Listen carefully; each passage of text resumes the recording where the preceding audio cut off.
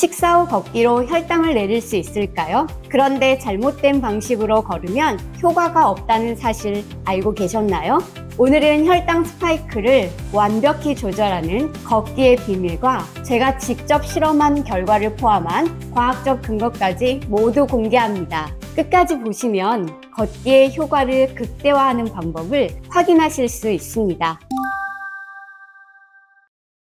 안녕하세요. 나를 가꾸는 삶 다이아 라이프입니다. 오늘 영상에서는 걷기가 혈당 스파이크 관리에 왜 효과적인지, 그리고 언제 어떻게 걸어야 하는지 과학적 근거와 제 실험 결과를 통해 알아보도록 하겠습니다. 특히 식사 후 혈당을 효과적으로 낮출 수 있는 끊어서 걷기 방법도 소개할 예정이니 끝까지 함께 해주세요. 혈당 스파이크란 식사 후 혈당이 급격하게 상승했다가 빠르게 떨어지는 현상을 말합니다. 이 현상은 단순히 혈당 수치의 문제로 끝나지 않습니다. 체지방 축적, 인슐린 저항성 증가, 심혈관 질환 위험이 높아질 수 있습니다. 걷기가 혈당 스파이크 완화에 효과적이라는 사실은 이미 과학적으로 입증되었습니다. 특히 식사 후 걷기는 근육이 혈중 포도당을 에너지로 사용하게 만들어 혈당을 빠르게 낮추는 데 도움을 줍니다. 그렇다면 식사 후 걷기 강도는 어떻게 조절해야 할까요? 일부는 인터벌 운동처럼 강도 높은 활동이 더 효과적이지 않을까 생각하실 수 있지만 실제로는 그렇지 않습니다. 식사 직후 강도 높은 운동은 위장에서의 음식 소화를 방해할 수 있고 천천히 걷는 중강도 운동이 소화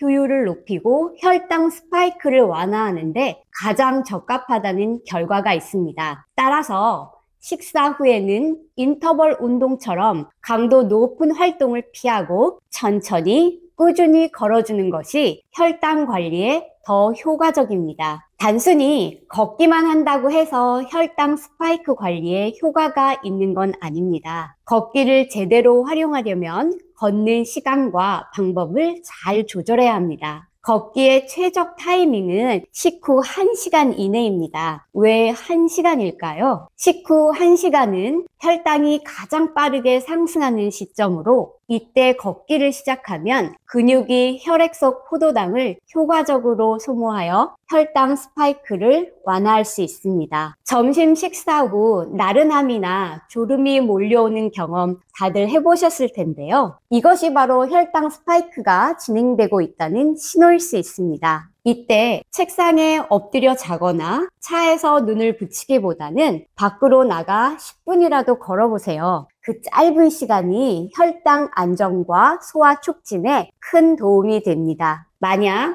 점심에 걷지 못하셨다면 저녁에는 꼭 걷기를 실천해 보세요. 저녁 걷기는 하루 동안 쌓인 혈당을 조절하고 숙면을 돕는 데도 효과적입니다. 저녁 식사 후에 10분에서 30분 정도 걷기를 실천하면 혈당 스파이크를 완화할 뿐만 아니라 몸의 회복에도 도움을 줍니다. 매 끼니 식사 후 걷는 것이 가장 이상적이지만 바쁘다면 저녁 걷기라도 실천해 보세요. 제가 실험을 통해 확인한 걷기의 효과를 보여드리겠습니다. 특히 혈당을 빠르게 올릴 가능성이 높은 한우국밥으로 실험을 진행했는데요. 결과는 정말 놀라웠습니다. 이 실험을 통해 식사 후 걷기가 혈당 스파이크를 완화하는데 정말 효과적이라는 점을 다시 한번 확인할 수 있었습니다. 특히 단 20분 걷기만으로도 혈당이 98까지 내려가는 것을 볼 수 있었죠. 걷기를 할 시간이 부족하시더라도 10분이라도 반드시 걸어보세요. 10분 걷기는 혈당 상승을 막고 소화를 돕는 데 효과가 있습니다. 20분 걷기는 혈당 완화 효과를 더 강화하며 체중 관리에도 도움을 줍니다. 30분 걷기는 혈당 안정화와 장기적인 건강 개선을 위해 가장 이상적인 시간입니다. 특히 혈당 관리나 다이어트를 실천하고 계신 분들이라면 설거지는 잠시 미뤄두시고 먼저 걷기를 실천해 보세요. 식사 직후에 이 소중한 시간을 활용하면 혈당 스파이크를 줄이고 건강 관리에 큰 도움을 줄 수 있습니다.